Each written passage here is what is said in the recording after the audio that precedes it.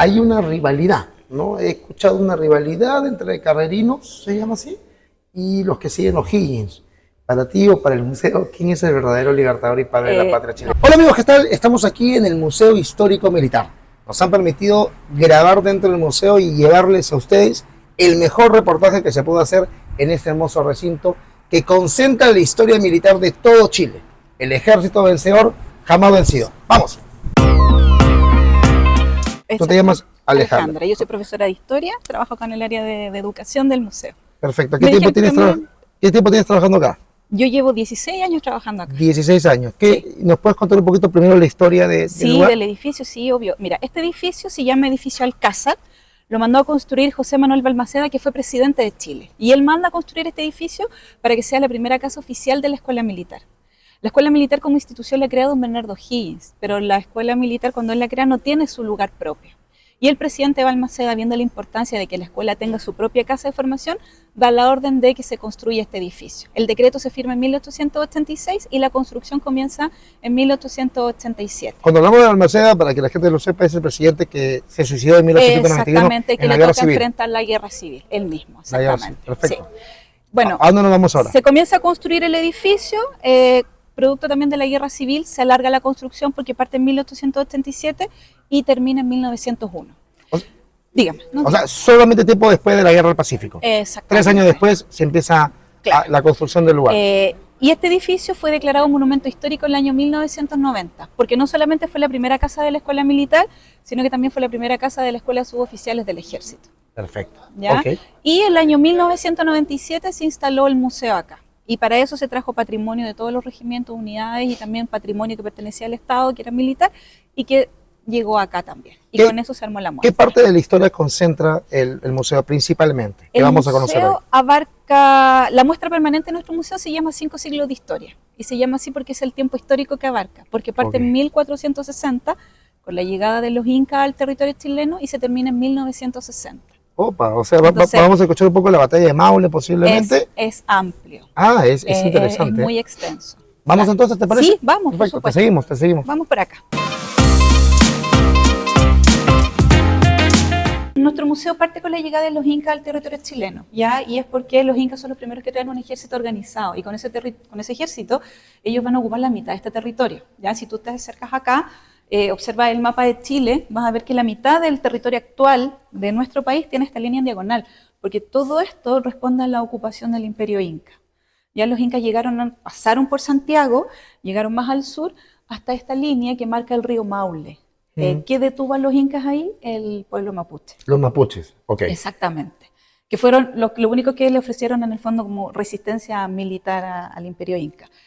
La ocupación del Imperio Inca en Chile fue súper positiva, porque ellos trajeron toda su cultura, su desarrollo cultural. Todavía en el norte, por ejemplo, de Chile hay restos de eso. Las terrazas de cultivo, la cerámica, los tejidos son parte de la influencia que va a haber del Imperio Inca sobre nuestro territorio, ¿ya? Que fue súper positivo.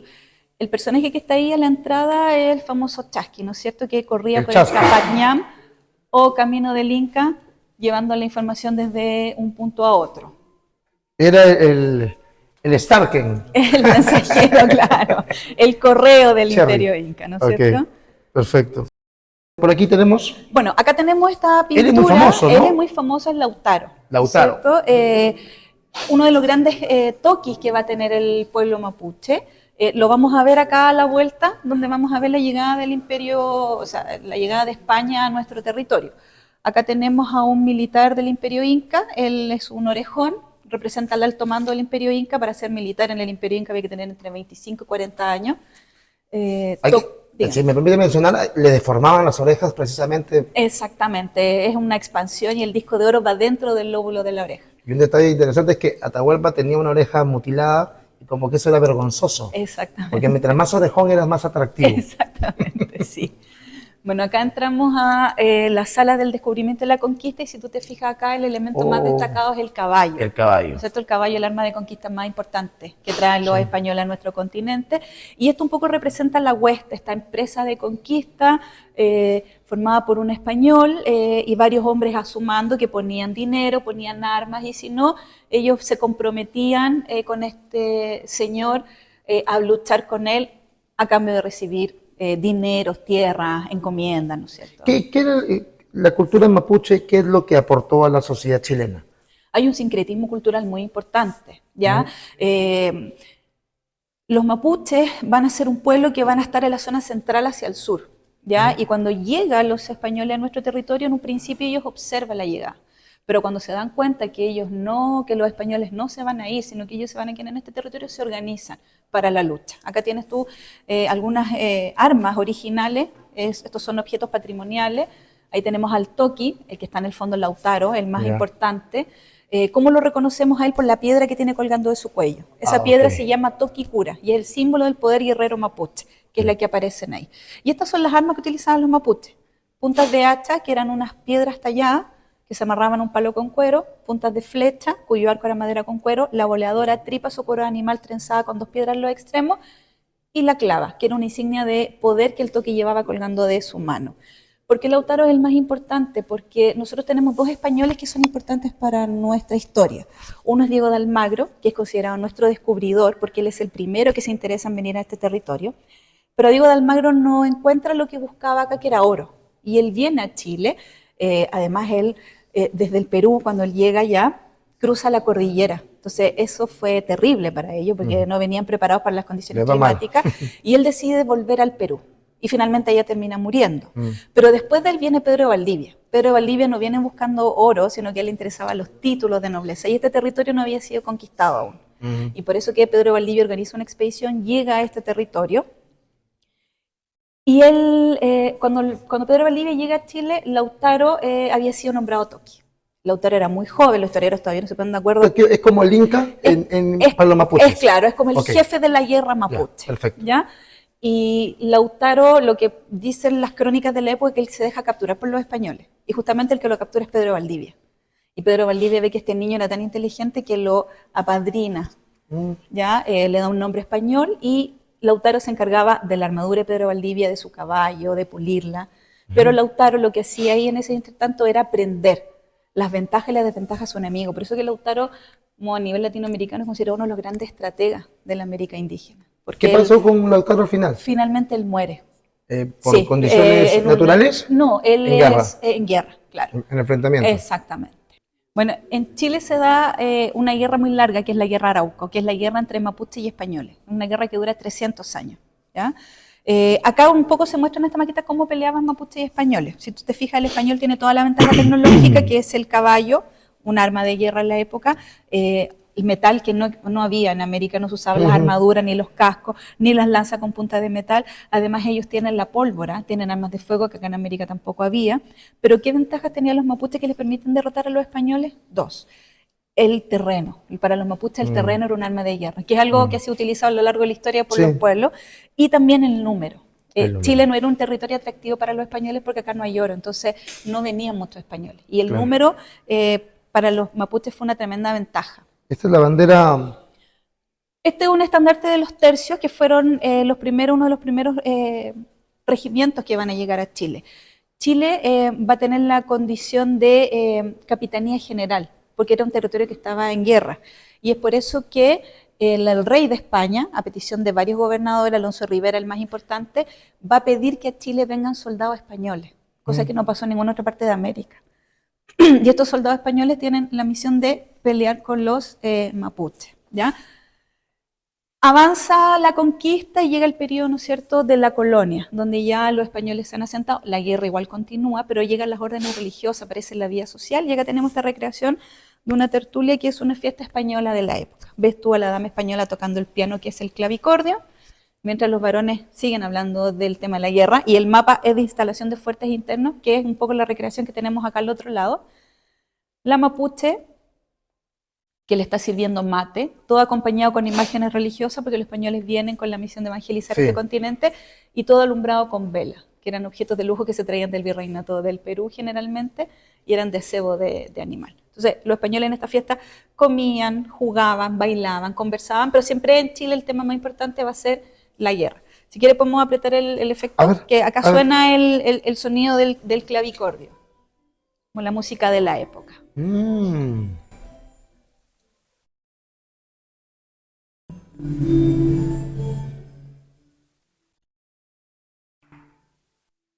Muy bonito el museo, muy detallista, ¿no? Este de aquí es una representación de una fortaleza. Lo que pasa es que acá tenemos esto, mira. Castilla de San Francisco de Corral. Los españoles, para proteger América, sobre todo de los piratas y corsarios, principalmente ingleses, holandeses y franceses, tuvieron que construir estos fuertes costeros, Claro. que no se construyeron solo en Chile, se construyeron desde México hasta Chile, 79 fuertes en total. En el Callao, la fortaleza Real Felipe. Exactamente, para defender América de los piratas y corsarios. ¿Ya? Y esta recreación muestra un poco en la maqueta que el castillo San Sebastián de Corral y el Fuerte Niebla, que está en el sur de Chile, en una isla que se llama, una zona de Valdivia y Chiloé, donde hay varios fuertes. Chiloé tiene una característica, Valdivia, el fuerte de Valdivia dependía directamente del gobernador de Chile, pero los fuertes que habían en Chiloé dependían del virrey del Perú, porque era el punto de entrada al Pacífico y era la puerta que resguardaba un poco el virreinato. Entonces teníamos esa conexión con el virreinato. El personaje que está acá sentado es Ambrosio Higgins, que para nosotros es muy importante, Claro. porque es el padre del padre de nuestra patria, que es don Bernardo Higgins. Es uno de los mejores gobernadores que ha tenido nuestra historia en la época. ¿Ya? Él se preocupó de consolidar, ¿no es cierto?, el territorio, él se preocupó de mejorar las finanzas, mejoró la estructura de Chile, construyó, por ejemplo, él fue el que hizo el trazado del camino entre Santiago y Valparaíso, dio la orden de construir varios edificios, por ejemplo, el edificio de la aduana, que hoy día está en el centro y es el Museo Precolombino chileno. Fundó varias ciudades, Illapel, Vallenar, Linares, Los Andes, Ovalle, ciudades que él funda. Él participa en la Guerra de Arauco dirigiendo los parlamentos, que eran reuniones que se hacían entre españoles y mapuches para llegar a acuerdos de paz. Va a fomentar la agricultura, la pesca, la minería. Entonces su gobierno va a ser un gobierno que va a estabilizar este territorio. Y por eso es que es considerado uno de los mejores. Llegó a ser también virrey del Perú. Y por ¿no? eso, justamente, Claro. él llega a ser virrey por la brillante gestión que va a hacer en este territorio. Y por supuesto, para nosotros súper importante porque es el padre de quien va a liberar este territorio. Claro que sí. Tenemos ahí a un amigo, miren, excelentemente vestido. ¿Cómo estás, hermano? Bien. ¿Cómo te va? Hay que vestir elegante los sábados. Qué bueno, ¿eh? Especialmente si estás tú. Un amigo, mira qué lindo. Vamos a continuar. Vamos a seguir avanzando. Acá llegamos a lo que es el proceso de independencia de Chile Ya. y acá tenemos a quien va a iniciar nuestro proceso de independencia, que es don José Miguel Carrera. Hay una rivalidad, ¿no? He escuchado una rivalidad entre carrerinos, se llama así, y los que siguen O'Higgins. Para ti o para el museo, ¿quién es el verdadero libertador y padre de la patria chilena? No, el padre de la patria es don Bernardo Higgins. Él es el que libera nuestro Perfecto. país. Pero hay que entenderlo en los contextos. Ambos son importantes para la Chile. época. Uno, porque tiene el inicio. O sea, él es quien inicia el proceso. Pero quien lo termina es don Bernardo Higgins. Y él es el padre de la patria. Él es quien dicta la independencia de Chile, quien firma el acta de independencia, quien proclama la independencia de nuestro país. Pero ambos son importantes porque uno inicia el proceso y el otro lo termina. ¿Ya? Okay. Ahora, José Miguel Carrera no pelea solo, los hermanos Carrera son 4 y los 4 luchan por nuestra independencia.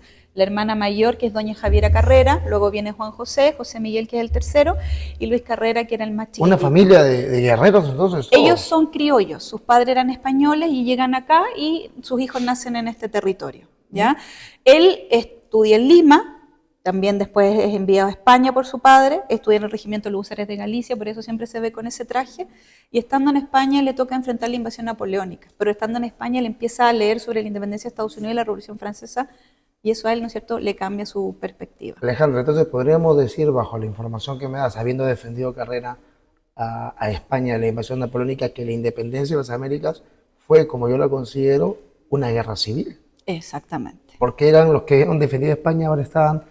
La mayor parte eran gente que había nacido en este territorio. Exacto, claro. exacto. Acá tenemos un objeto tremendamente valioso, que es el sable original de nuestro primer libertador. ¿Por qué es tan importante además? Porque dentro de todas las obras que hace don José Miguel Carrera, él organiza las primeras tropas que luchan por la independencia de este territorio. Es por eso que el ejército de Chile, él de manera póstuma, le ha otorgado el título de ser el primer comandante en jefe del ejército. Por lo tanto, este es el bastón de mando de nuestro ejército porque es el sable original de nuestro primer comandante en jefe. Y esa es su arma. Esta es su arma. Este sable es un modelo toledano, hecho en España en 1796. La empuñadura es de metal dorado con la cabeza de león que representa a los reyes católicos, la parte blanca es marfil y la hoja es de acero y está pintada a mano con polvos de oro, con una técnica que se llama damasquinado que viene justamente de oriente de la ciudad de Damasco. Aquí tiene su vaina que es de cuero y bronce y su pistola que es un arma inglesa modelo Reina Ana de Animalisa, que los varones en la época usaban como defensa personal y también para los duelos. Lindo. Todos los objetos que están en esta vitrina representan a la familia Carrera. Acá tenemos objetos específicamente de su hermana, que es muy importante para nosotros porque ella asume como su primera dama durante su gobierno. Acá tiene su capa de invierno, su capa de verano, tienen sus peines que son de carey, tienen en el sector alto de la vitrina sus abanicos, su reclinatorio donde ella se arrodillaba a rezar, su velador con su rosario Muy y sus creyente, muy objetos creyente, religiosos. ¿no? A pesar de que ella fue una mujer revolucionaria para la época, siempre va a mantener parte de la tradición que era la religión. José Miguel Carrera además crea nuestros primeros símbolos patrios, nuestra primera bandera, que es la que se observa ahí, azul, blanco con amarillo, nuestro primer escudo, la primera constitución de Chile, el primer reglamento económico, el primer diario, que es la Aurora de Chile. Acá llegamos a la batalla de Rancagua, que es una batalla que dura 2 días, como pueden observar ahí, 1 y 2 de octubre de 1814. Quien dirige las tropas acá es don Bernardo Higgins. Esta batalla muestra el final del combate, pero acá nosotros tenemos un objeto que es súper interesante, que es ese pilar. Este cuadro es una réplica de un cuadro que es de Fray Subercaseaux, que es uno de los pintores más importantes que tiene nuestro país. Este no es el original, es una réplica, pero sí lo que tenemos original acá es este, que es el boceto de la pintura que él hizo antes de, y este sí es original, y acá está el certificado. Si tú te fijas en la pintura, este pilar que aparece acá corresponde a este objeto, ¿ya? Sí. De hecho, si tú te fijas, tiene los disparos, Sí. y fue encontrado en el mismo sitio de Rancagua y un poco cuenta la historia de la batalla y lo que va a ocurrir. La batalla de Rancagua es muy importante porque en el fondo lo que hace es acelerar el proceso, porque cuando los patriotas están luchando por nuestra independencia y ocurre esta batalla donde lamentablemente van a ser derrotados por España, se van a ir a Argentina y allá van a ser recibidos por don José de San Martín y se va a comenzar a organizar el Ejército Libertador de los Andes. Sí. Bueno, acá tenemos a Manuel Rodríguez, que es un personaje muy importante en nuestra historia, uno de los más queridos además. Manuel Rodríguez va a ser muy importante, quien representa a Manuel Rodríguez acá, el que está de mendigo, ¿ya? Él es Manuel Rodríguez. Él es Manuel Rodríguez. Ah, mire, él es Manuel Él Rodríguez. es Manuel Rodríguez. No es el rubio. No. ¿Por qué lo tenemos acá vestido de esa forma? Porque él utilizaba el disfraz Ya. para robar información, porque el general José de San Martín le da una misión. Él tiene, como se están organizando en Mendoza el ejército, necesitan un contacto con este territorio. Entonces, a él lo usan en nexo. Okay. Su misión era venir a Chile, robar información a los españoles y esa información llevarla a Mendoza. ¿Cuál es el problema? Que los españoles a él lo conocen. Entonces, él se disfrazaba de sacerdote, de mendigo, de campesino, de español, de mujer, y de todas esas formas, él robaba información y la llevaba a Mendoza. Acá nosotros tenemos este objeto patrimonial que es muy valioso, que es el cañón republicano. Fue hecho el 2 de noviembre de 1815 en Buenos Aires, y es uno de los 23 cañones originales que trajo el Ejército Libertador de Argentina a Chile. Acá se observa este cuadro, que es de Monseñor Huidobro, y se ve al sacerdote Luis Beltrán, que es el que está a cargo de la maestranza en Mendoza, y a don Bernardo Higgins haciendo cañones igual que este. Y esos cañones son los que forman parte de la artillería del Ejército Libertador de los Andes.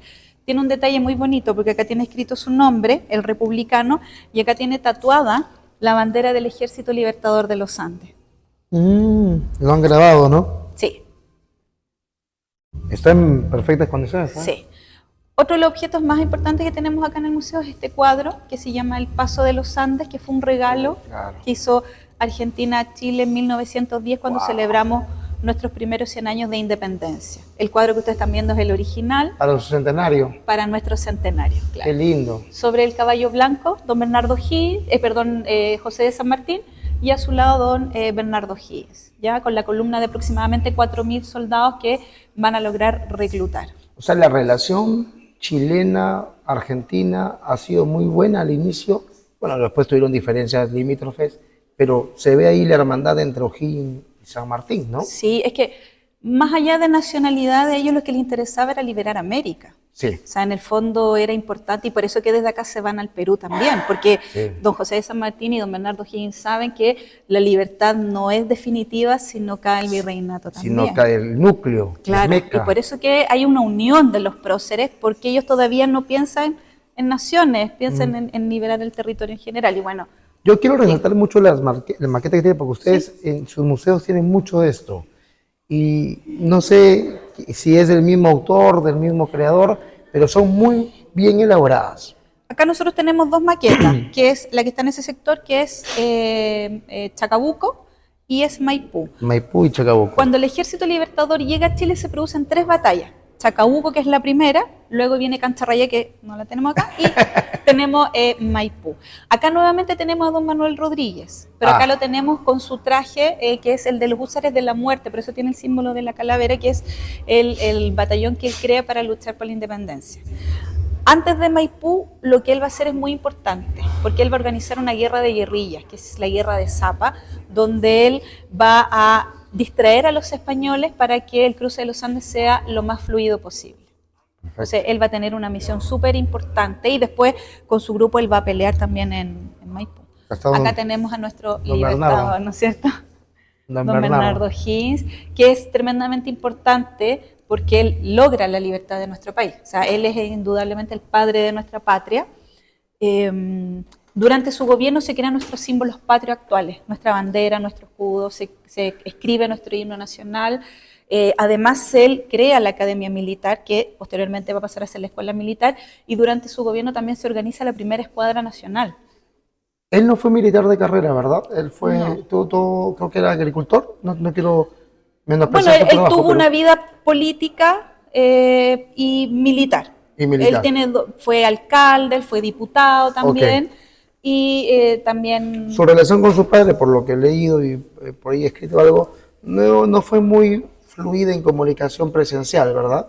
No presencial, porque obviamente es un hombre que está dedicado 100% a su labor, ya en el ámbito primero como diputado y como alcalde y después como militar, pero él siempre estuvo, por ejemplo, muy preocupado de su madre. De hecho, cuando él se va al Perú, se va con ella también y tienen una relación muy fluida, pero claro, hay que entender que en los contextos de la época los lazos eran distintos a como uno los entiende hoy día, ¿no es cierto? Y sobre todo en el caso de ellos, que además el ser hijo de don Ambrosio O'Higgins para él también va a tener un peso, porque eso lo va a alejar de su madre también, pero no es algo que se dé... Ahora, su padre siempre fue responsable de su educación, que fue muy buena. Una educación muy buena. Acá tenemos algún objeto original de él. Vamos, ¿ya? lo vemos, tenemos su baúl de campaña, si tú te fijas, es de madera con cuero tallado a mano y con las tachas dice B. O'Higgins. Por acá tenemos un plato de porcelana inglesa que perteneció a don Bernardo O'Higgins, pintado a mano. Acá tenemos su pistola, que es un modelo Dormel, hecho en Londres, que es la que él usó hasta el último día de su vida. La gracia que tiene esta pistola es que tiene 2 cañones que funcionan de manera independiente, o sea, para la época eran unas armas más modernas que había. Mira.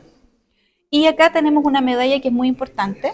Don Bernardo O'Higgins creó una condecoración que se llama Legión del Mérito, ¿ya? Y era una distinción que él daba a los que habían aportado al proceso de independencia. Esta es la que él le entregó a nuestro segundo director supremo, porque en la época no se llamaba presidente, era director supremo. Es la que él le entrega a don Ramón Freire, que fue nuestro segundo director supremo. Está intacta, exactamente como la tuvo don Bernardo O'Higgins en sus manos. Una joya. Sí, bueno, acá entramos a lo que es la Escuadra Nacional, que don Bernardo O'Higgins la organiza para ir a liberar, Perú en el fondo.